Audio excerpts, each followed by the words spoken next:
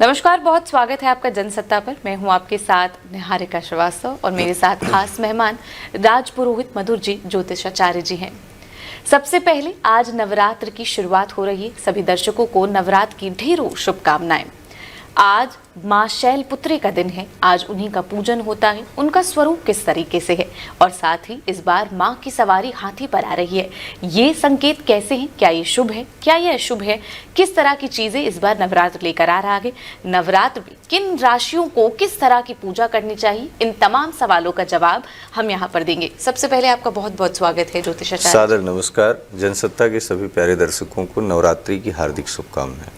सबसे पहले सभी लोग यही जानना चाहते हैं कि जो नवरात्र है उसका क्या महत्व है, क्यों मनाया जाता है?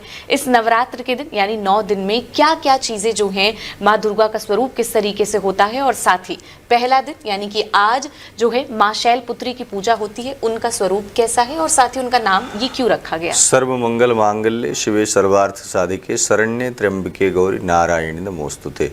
जिस समय भगवान शिव और माता सती के संवाद के अंतर्गत भगवान शिव को राजा दक्ष के यहाँ अपमानित स्थिति में माँ सती ने देखा और स्वयं को जो है अग्निकुंड में प्रवेश करा लेती हैं। तत्पश्चात उनका जो जन्म होता है वो राजा हिमांचल के यहाँ होता है। माता मैना के जो है राजा हिमांचल और माता मैना के संरक्षण में साक्षात पार्वती का जन्म होता है, जो पर्वत की पुत्री कहलाती हैं। पर्वत अर्थात शैल, शैल अर्थात पहाड़, पहाड़ अर्थात माता शैलपुत्री, इसीलिए नाम उनका रखा गया है। तो वस्तुतः नवरात्र मनाया क्यों जाता है? 15 दिन के पितृपक्ष के अंतर्गत अभी आपने अपने पूर्वजों का जो है पूजन, यज्ञ, यजन सारी चीज़ें संपन्न की। अब आया है एक शुद्ध समय, एक ऐसा समय जो शरद ऋतु यहाँ से प्रारंभ होती है।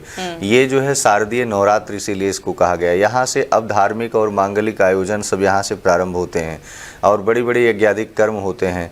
इस आज के परिधान में, परिवेश में देखा जाए तो नवरात्र का शाब्दिक अर्थ ये है कि इस संस्कृति में किस विधि, किस प्रकार से भगवती के सुंदर पावन स्वरूपों को अपने जीवन में धारण करने से पहले या उसके पश्चात हम इस राष्ट्र में अपनी माँ को, अपनी बहन को, अपनी पत्नी को या फिर आसपास रह रही कोई भी बहन बेटी हो, उसको किस विधि हम मान सम्मान करें, उसको उसके जो है इस प्रकृति में तमाम प्रकार के जो अपराध हैं उससे कैसे उसको बचा सकें, अपनी संस्कृति का संरक्षण कैसे कर सकें, साथ ही साथ किसी नए काम की शुरुआत कैसे कर सकें।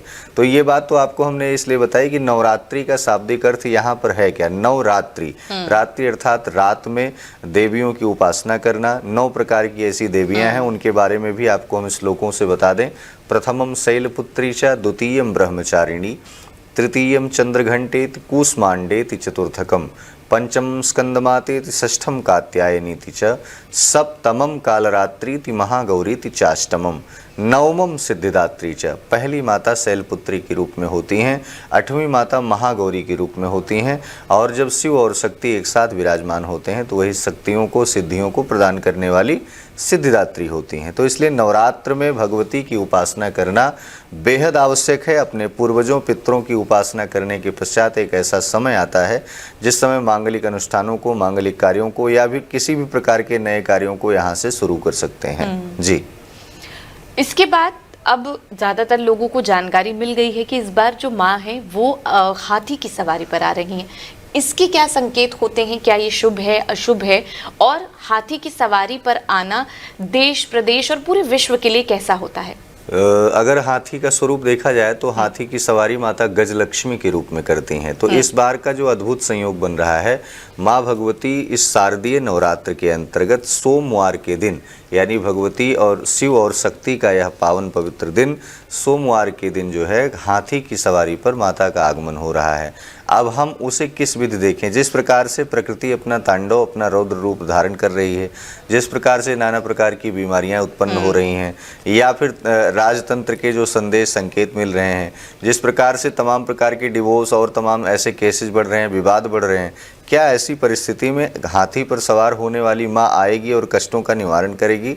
तो यकीनन सत्य है कि निवारण तो होगा। लेकिन हाथी को जल में तब वो जाती है, जलाशय में तब जाती है जब सरोवर को लेना हो, यानी कमल जो उसमें प्रफुल्लित और विकसित हो रहा है, जो प्रमुदित हो रहा है, उस कमल का जो है स्वयं लेकर के उसको अब और अपने आप को शांत चित्त में ले जाना हो। यानी एक मदमत्त हाथी जब आती है तो तालाब में इसलिए जाती है स्वयं के चित्त को शांत करने के लिए, अपने आप को विनम्र करने के लिए। आज इस प्रकृति में माँ भगवती गज पर जब सवार होकर के आएंगी तो अभी आपने प्रकृति का रौद्र रूप देखा है, तो यानी जल तत्व से कहीं न कहीं समस्या थोड़ी और बढ़ सकती है, शांत स्थिति में ना होने के कारण और चीज़ें बढ़ सकती हैं। लेकिन वहीं अन्न यानी किसानों से संबंधित अगर बात कर लें तो अन्न के मामले में इस बार जो खेती आपकी लाभदायक पहले नहीं रह पा रही थी, इस वाले परिधान में, परिवेश में, इस वाले समय में, इस वाले कालचक्र में आपकी खेती से आपको काफ़ी मुनाफा देखने को मिलेगा।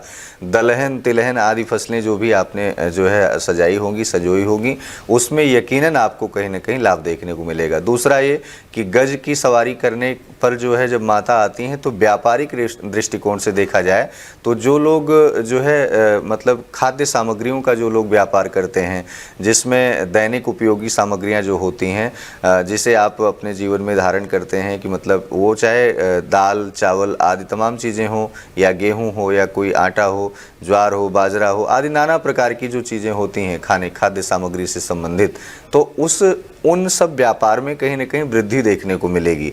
यानी धन के मामले में देखा जाए तो आय के मामले का जो स्रोत है, जो व्यापार स्रोत है, जो बिजनेस है, उसमें बढ़ोतरी देखने को मिलेगी। नया व्यापार खुलेगा, स्वास्थ्य अच्छा रहेगा। जिन लोगों के स्वास्थ्य में बहुत लंबे समय से गिरावट देखने को मिली थी, तो गज की सवारी जब माता आएंगी और घर में विराजमान होंगी तो यकीनन आपके स्वास्थ्य में सुधार होगा। यानी ऑल ओवर देखा जाए तो इस बार की नवरात्रि जो है वो अपने आप में बड़ी अद्भुत है। और उसका एक दो कारण यह भी है कि आपने नवरात्रि आने से पूर्व 2 ग्रहण को अपने जीवन में झेल लिया। 2 ग्रहण यानी सूर्य और चंद्रमा इस पृथ्वी के प्रत्यक्ष ऐसे देवता हैं, ऐसे ग्रह हैं जो कहीं न कहीं हर एक इंसान को दिखाई पड़ते हैं। जाति धर्म पंथ समुदाय या वनस्पति या फिर प्रकृति में रह रहे वन्य जीव आदि सबको वह चंद्रमा और पृथ्वी और सूर्य दिखाई पड़ते हैं। तो उन दोनों के ऊपर ग्रहण के पश्चात माता गज पर सवारी करके आ रही हैं। यानी आप बहुत ही सावधान, बहुत ही तैयार, अपने आप को बहुत ही फिट रखिए कि भगवती का स्वागत और सम्मान कैसे करना है। एक बात और स्पष्ट करें, पूजा पाठ करना है तो सबसे पहली बात वाणी को बहुत विनम्र रखना होगा। दूसरी बात ये कि आप वाणी को विनम्रता के साथ साथ जब आप अपने घर में किसी भी प्रकार की कलह को उत्पन्न नहीं करेंगे तो उस पूजा पाठ का लाभ होगा। मान लो माता की सवारी गज पर आ रही है, दरिद्रता पहले से आपके यहाँ थी और आपको धनवान बनना है तो उसका पात्र बनना होगा। अपने आप में कैसे हम लक्ष्मी को स्थिर कर पाएं, हम कैसे पात्रता ले आएं, और उसके लिए क्या है, एकाग्रता, संयम, स्त्री सम्मान, गायों की सेवा, वेदों की सेवा, यज्ञ यजन, पूजा पाठ, ये सब संकेत देते हैं। यानी पूजा पाठ जीवन में संकेत ये देता है कि हमें अपने आप को कैसे किस भाव में रखना है और भगवती की साधना करनी है। तो 22 सितंबर को यह नवरात्रि शुरू हो रही है। नवरात्रि का जो शुभ पावन पवित्र मुहूर्त है 22 सितंबर की रात्रि में ही 1:20 पर प्रतिपदा तिथि प्रारंभ हो जाएगी। और आश्विन माह शुक्ल पक्ष यह शारदीय नवरात्र आपके जीवन में धन धान्य लक्ष्मी आदि की स्थिरता को लेकर के आ रहा है। सबसे बड़ी बात यह है कि उत्तरा फाल्गुनी नक्षत्र में यह नवरात्रि लग रही है। तो उत्तरा फाल्गुनी नक्षत्र में जो जातक जन्म लेंगे या ले रहे हैं या ले चुके हैं, या फिर उत्तरा फाल्गुनी नक्षत्र से मानव जीवन पर क्या दैनिक सभ्यताओं पर असर पड़ेगा, तो आपको यह बता दें, उत्तरा फाल्गुनी नक्षत्र आपकी लग्जरियस सुविधा के लिए, आपकी सुख सुविधाओं के लिए बहुत अच्छा माना जाता है। उस नक्षत्र के अंतर्गत जब भगवती आएंगी तो यकीनन आपके अंदर शक्ति और ऊर्जा स्थापित होगी। जी, अब आपने पूजा पाठ की बात की तो पहले दिन पर कलश की स्थापना की जाती है। इसका किस तरीके से चीज़ें करनी है, किस तरीके से कलश को स्थापित करना है, और साथ ही इसको स्थापित करने का मुहूर्त क्या है, और पूजा विधि जो है अब आगे यहाँ से जितने भी जातक हैं वो किस तरीके से करेंगे, ये भी जानना चाहते हैं। निहारिका जी, जनसत्ता के दर्शकों को यह बताना चाहते हैं क्या करना है। विशेष रूप से घर की साफ सफाई, शुद्धता, स्वच्छता, इस पर विशेष ध्यान देना है, क्योंकि ग्रहण के दौरान, ग्रहण के पश्चात सर्वपित्र अमावस्या यानी पितृ विसर्जन भी हुआ, पूर्वजों को स्मरण किया। अपने घर को स्वच्छ रखने के लिए कितना ज़्यादा अपने आप को कैसे हम मेंटेन कर पाएँ, अपने घर को पवित्र कैसे करें।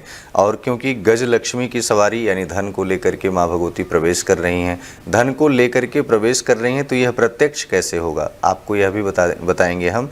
प्रत्यक्ष ऐसे होता है जैसे रुके हुए काम बनने लगे, जैसे रुका हुआ धन प्राप्त होने लगे, आकस्मिक धन प्राप्त होने लगे, या किसी के द्वारा कोई सहयोग हो जाए, या मानसिक रूप से किसी ने आपको बल प्रदान किया हो, आर्थिक रूप से बल प्रदान किया हो। तो इस तरीके से, क्योंकि कलिकाल प्रचंड है, यहाँ भ्रूण हत्याएं, लड़की जब जान लेते हैं कि गर्भ में कोई कन्या, कोई जातक ऐसा आ रहा है जो बालिका है और बार बार लड़की जन्म ले रही है, तो उसको सौभाग्य नहीं समझते, उसको ये समझते हैं दुर्भाग्य कि। तो आज लोग बचते हैं। तो इन तमाम परिस्थितियों को जानने के लिए कि नहीं हमारे जीवन में लक्ष्मी कैसे स्थिर होंगी, साथ ही साथ गज लक्ष्मी का कैसे प्रवेश होगा, साथ ही साथ हाथी पर सवार होने वाली आने वाली उस पर जो माँ है वो हमारे जीवन में कृपा को कैसे लेकर के आएंगी, तो ये इंसान समझ नहीं पाता। उसके बहुत सारे मार्ग हैं। तो घर की पवित्रता करने के पश्चात गंगा जल से, शुद्ध जल से आप जो है पूरे घर को प्रक्षालित करें।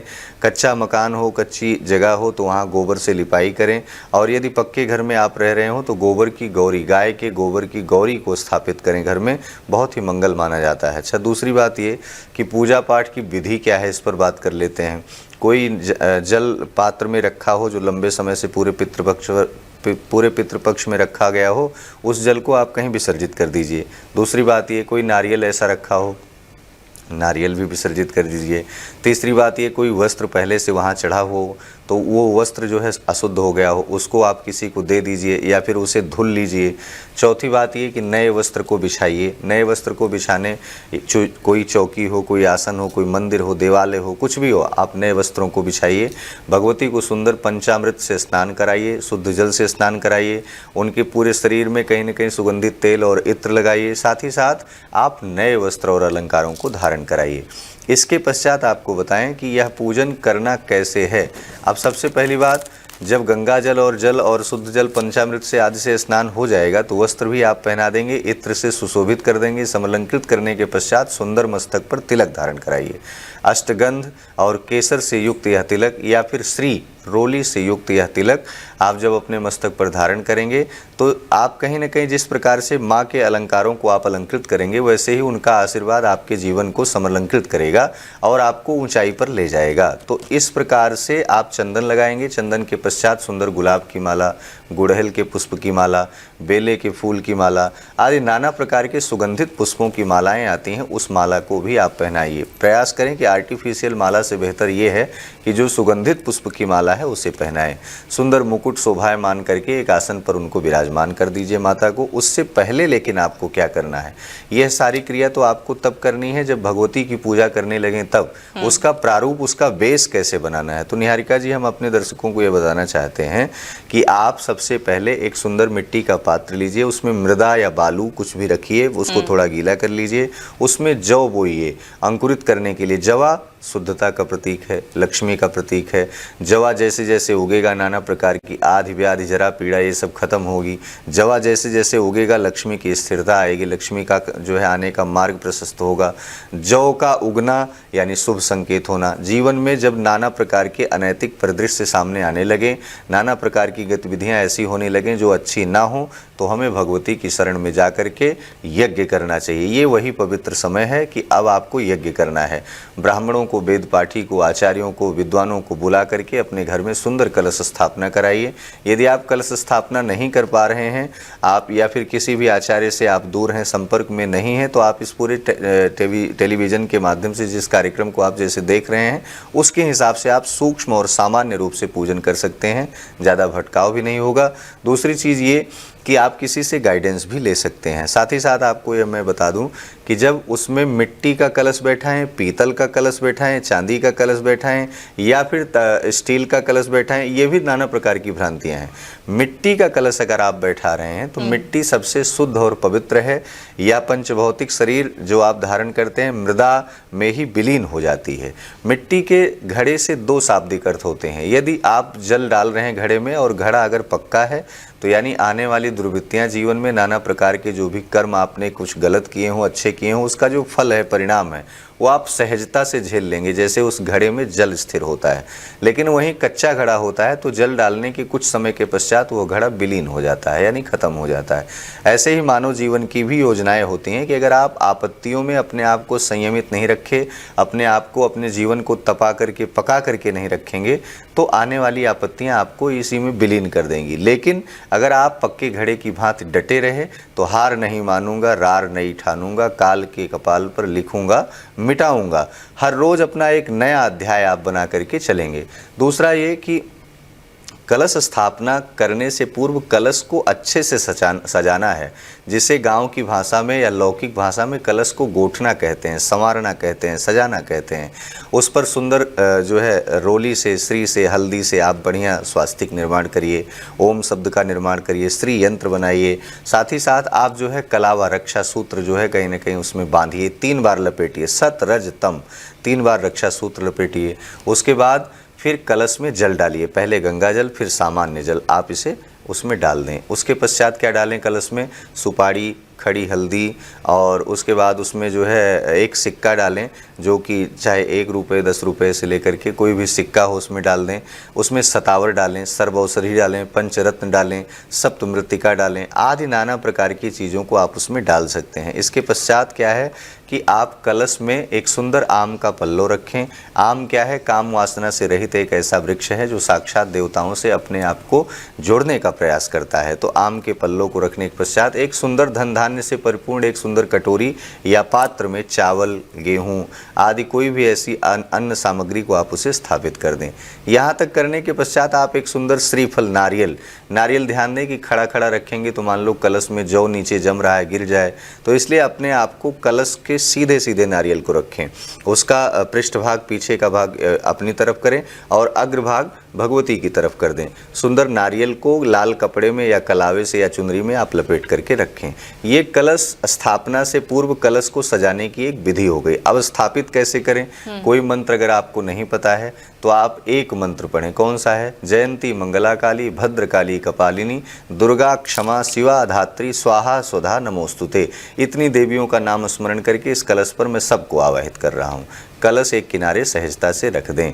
कलश स्थापना से पहले एक सुंदर दीप जलाएं। दीप भी 2 प्रकार के जला सकते हैं। जैसे एक अखंड दीप है तो उसकी सेवा करनी पड़ेगी, उसे देखना पड़ेगा। अगर अखंड दीप आप नहीं जला पा रहे हैं तो प्रातः काल से सायंकालीन, संध्याकालीन बेला तक आप उसे जलाएं।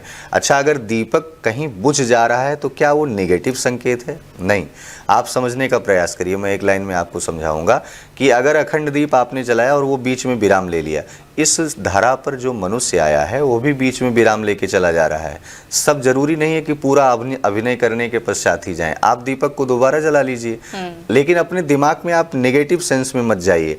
दीपक जब तक जलता रहेगा, अगर मान लो किसी कारणवश जैसे कोई कीड़ा आदि आ गया या हवा बहुत तेज चलने लगी, पंखे की हवा से बुझ गया, तो उस पर आपको किसी अनर्गल प्रलाप में नहीं फंसना है, अपना मातम नहीं मनाना है। वहाँ आपको यह करना है कि भगवती हमसे अपराध हो गया किसी जाने अनजाने में, हम इसे दोबारा से प्रज्वलित कर रहे हैं, आप इसे स्वीकार करो।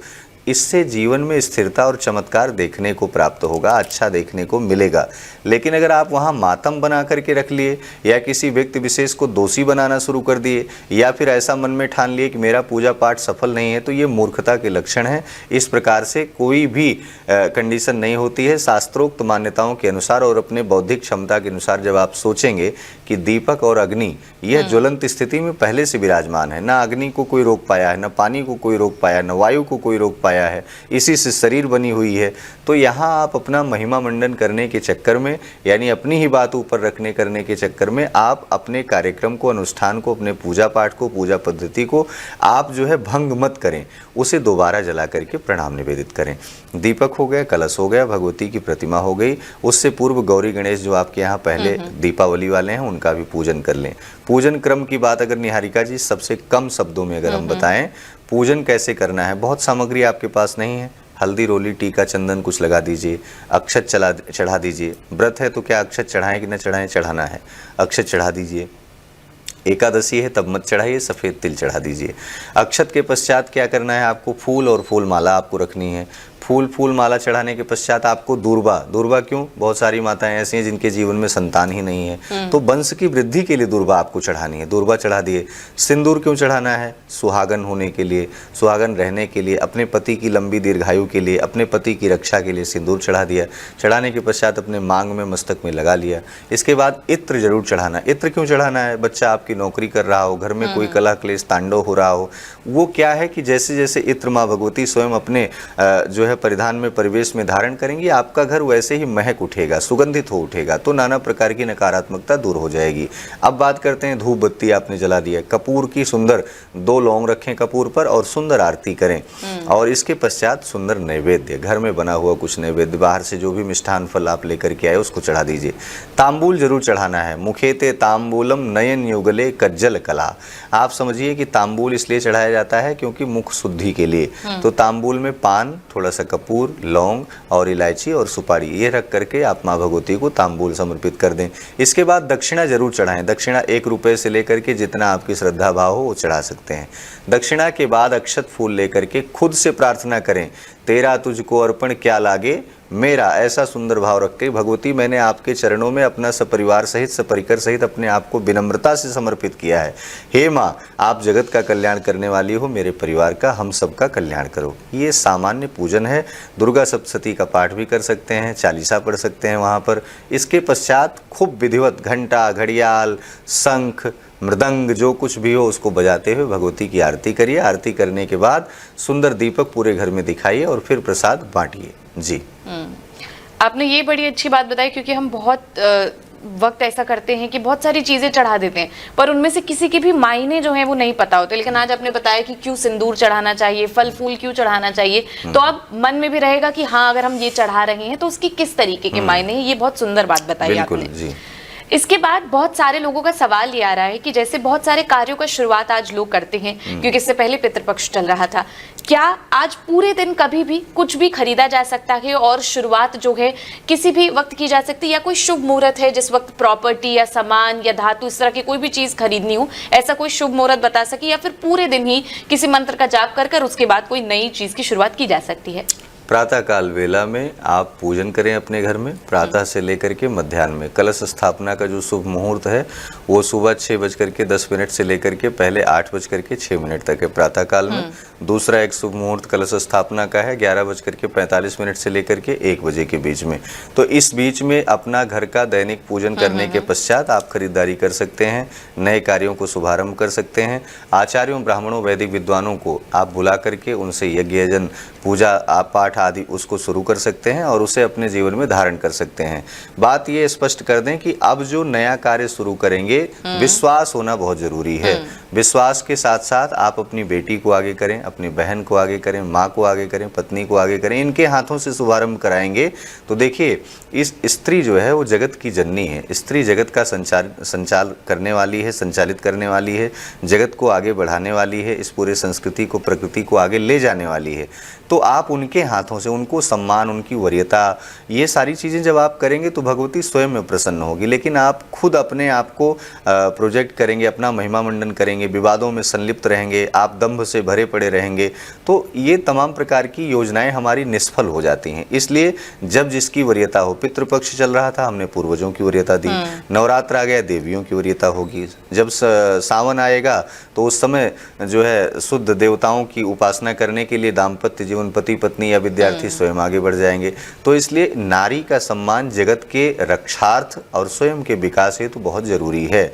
इसमें एक बात और भी हम आपको बता दें, यह कुछ राशियों पर नवरात्रि बहुत अच्छा प्रभाव लेकर के आ रही है, जैसे 12 राशियों पर आ रही है। उसका कारण भी आपको बता दें कि कुछ जो ग्रह हैं वो किन राशियों में विराजमान है। जैसे मंगल तुला राशि में रहेंगे उस समय, तो मंगल तुला राशि में रहेंगे यानी प्रॉपर्टी और तमाम नए जो है भवन जो बनाना चाहते हैं या अपना मकान क्रय विक्रय करना चाहते हैं तो बड़ा अच्छा संयोग रहेगा।